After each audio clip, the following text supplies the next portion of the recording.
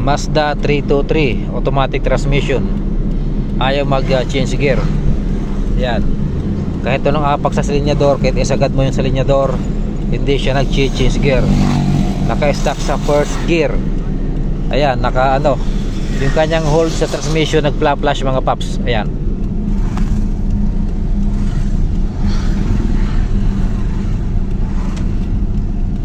nagflash ang kanyang hold mga paps. Ayan, apakan natin ulit. Ayaw mag change gear, stack talaga sa first gear. Pero ano nito, malakas sumila, walang kaltag, walang delay.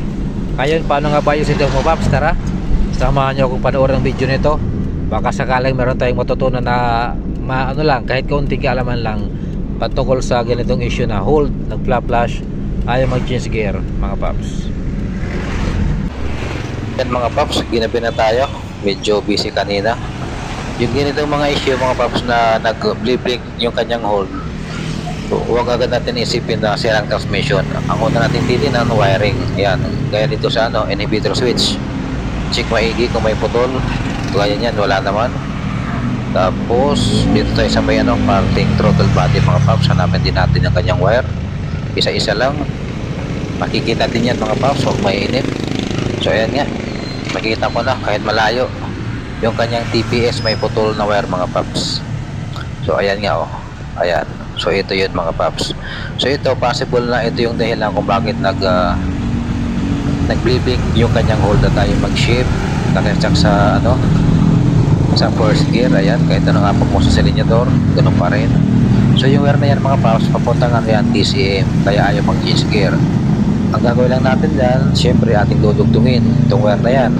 Signal yan na papuntang TCM mga paps, Mazda 323. Ngayon dugtungin natin para malaman natin kung ito nga ba yung kanyang diferensya. So ayan, nadugtong na. Kaya ano pa yan, shrinkable tube, ininit natin para sigurado hindi ano, matatanggal.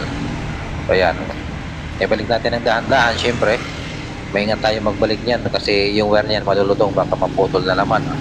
Saan yung gawa natin mga paps. Ayan, yung iba kasi nito mga paps ang gumagawa agad, binababang transmission. Huwag po ganun agad. Check muna sa basic muna mga electrical, baka may putol na wire. Gaya nito na Mazda 323 pamilya, kung kahit ano pang sasakyan, basta nag-flash yung kanyang hold, check muna yung wiring mga paps. So ayan, kabit battery at pasok tayo sa loob. Dito natin malalaman kung okay na ba yung ginawa natin. Ayan, pasok tayo, viral mechanic. Pag nang ano, patagalin, pumasok ka na. Ayan, papasok na nga tayo dito mga paps.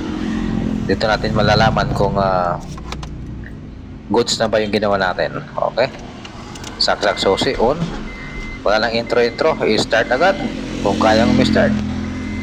Ayan, wala nang umiilaw na ano, hold mga paps. Yun, andar na. Ayun, oh, wala na yung naka-flash na hold. Di gaya ng una na hindi pa nadudugtong, pag on mo pa lang ng susi, umiilaw na yung kanyang hold mga paps. At pag i-start mo, umiilaw pa rin, nag-flash. Kaya diba, wala na, malinaw na. Kumanda rin natin na nyo, naka 1000 RPM mga paps umandar, at wala na rin yung kanyang nag-blink na hold mga paps. Ayan, pindot-pindot tayo para lumaki-laki ang libor. So wala na nga mga paps. So ano to, solve na siguro ang issue nito.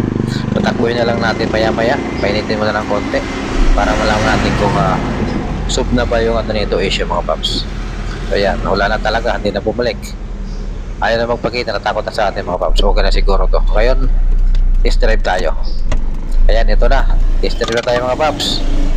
Cambio, ayan, ayusin mo na side mirror, baka tayo matagis. Ayan, smooth mga paps. Ayan, oh, apak tayo ng konti. Ayan, oh, ayan, oh, mga paps, okay na. Nag-change gear na siya mga paps. Di gaya nung una ay wala siyang change gear, naka-stack sa primera. Ayan, okay na ngayon, oh. Medyo ano lang, may nginig yung ano, manibira dahil palit yung kariton. So ayan, oh, ang ganda naman nakbo. Nag-shift na mga paps, mabilis siya mag-change gear, oh. Primera, segunda, tercera, okay na. Okay na mga paps. So yun lang pala yung sira, wire lang sa TPS na putol. Kala ko transmission ng mga paps, talagang may bababa ito. Ganoon lang pala kasi yung mga issue mga paps. Pagdating sa Mazda pamilya, ay TPS lang yung gagalawin nyo, putol mga paps. Pwede rin sa ibang mga sasakyan. Ayan, may nakaharang pa na patrol dito yung mga kabuelo. Sige, yan, palayuin natin ng konti, palayuin para makabili tayo. Ayan, apak, biglayin mo. Ay hindi pwede, nakaharang talaga. Yan, liko muna tayo dito sa gasolinahan, tapos bibili tayo para makita natin kung goods na ba mga paps. Meron talagang goods nito kasi ramdam ko na kanina pa lang pag-apa ko ng silinyador, talagang ramdam ko na nag-change gear at hindi na umiilaw yung kanyang cold mga paps. Yan, dahan-dahan lang tayo baka baka tayo ay maputol mga paps. So ayan, sige, apak na yun, apak viral.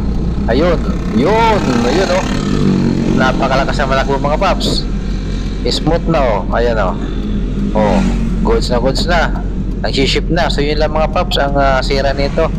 Wear lang sa TPS, huwag na kayo magbaban ng transmission pagdating sa ganitong mga issue. Lahat ng sasakyan na old school, check muna ng wiring mga paps. Ayan, goods na, okay na oh, diba? Mabilis naman lang mo, change gear na. So paano yung mga paps? Hanggang sa muli, huwag nyo kalimutan mag-subscribe sa aking channel. I love you.